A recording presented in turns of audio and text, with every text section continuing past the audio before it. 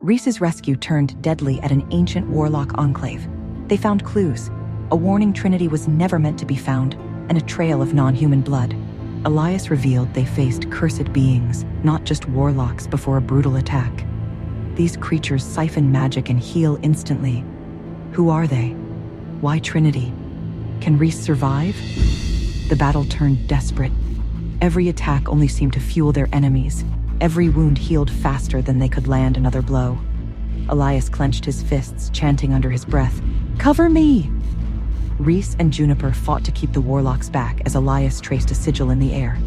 Magic pulsed around them, and suddenly, the world lurched. The ruins blurred. The warlocks howled. Then everything went dark. When Reece opened his eyes, they were somewhere else. A vast canyon stretched before them, the ruins now miles away. Juniper collapsed, panting. What the hell was that? Elias wiped blood from his nose. A last resort.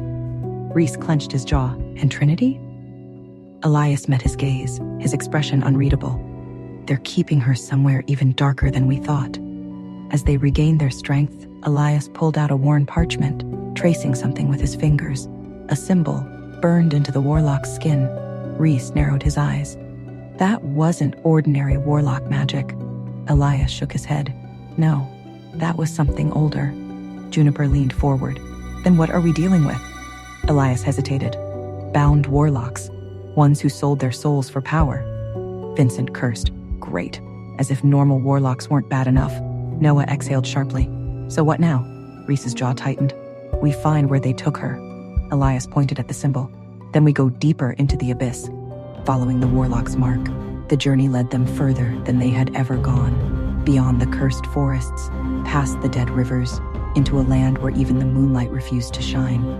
Juniper shivered. I don't like this.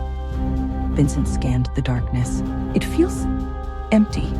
Elias muttered an incantation, and for a brief second something flickered in the distance. A tower, barely visible against the night sky. Reece's heart pounded. That's where she is. The closer they got, the more reality seemed to warp.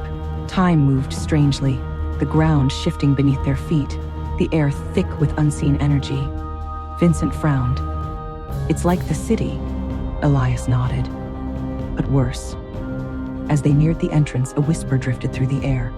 You shouldn't be here. Reece growled. Try and stop me. He pushed open the doors, and the darkness swallowed them whole. Inside, the tower was endless. Hallways stretched into infinity. Doors led to nowhere. It wasn't just a prison. It was a labyrinth designed to break minds. Juniper gritted her teeth. This place isn't real. Elias's expression was grim. No, but the pain will be. Reece's fists clenched. He didn't care about illusions, about tricks. Because somewhere in this maze, Trinity was waiting, and he would burn it all down to find her. The air thrummed with a low, dissonant hum. Shadows danced on the walls, mimicking grotesque figures, whispering taunts that echoed in their minds. Each step felt like a betrayal, the very floor shifting and swaying. Noah, usually stoic, gripped his staff tighter, his knuckles white. This place, it's feeding on our fear.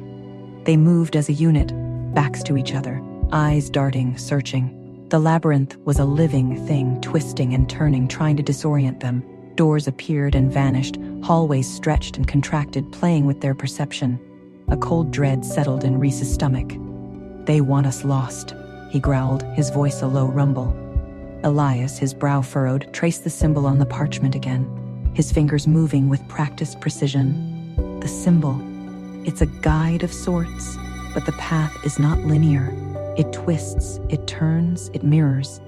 He looked up, his eyes reflecting the flickering shadows. We have to follow the echo of the mark, not the mark itself. Suddenly, a wave of icy air swept through the corridor, extinguishing their torches. A chorus of whispers filled the darkness, voices overlapping, a cacophony of malice. Give up, they hissed. Turn back, you are nothing. Reece felt a surge of rage, a burning defiance. I won't, he roared, his voice cutting through the darkness. I won't stop until I find her. He ignited a flare of his own inner fire, pushing back the encroaching shadows. The light revealed a corridor that had not been there moments before, a faint pulsing glow emanating from its depths. That way, he said, his voice firm. Trinity is there. Reece's rescue turned into a nightmare. They faced magic-siphoning, instantly healing creatures in an ancient warlock enclave. They found Trinity, but a masked figure and bound warlocks, powered by something darker, guarded her. A chaotic surge of light, seemingly from the masked figure's symbol, caused the tower to collapse. They escaped, but questions lingered. What was that light? Did the masked figure and bound warlock survive? And is Trinity truly free, or more deeply bound than before? Hey, I am Trinity. Want to know what happens next? Then click the link in the description below and download the Pocket FM app and listen to the exciting episodes of Chosen by Fate, Rejected by the Alpha,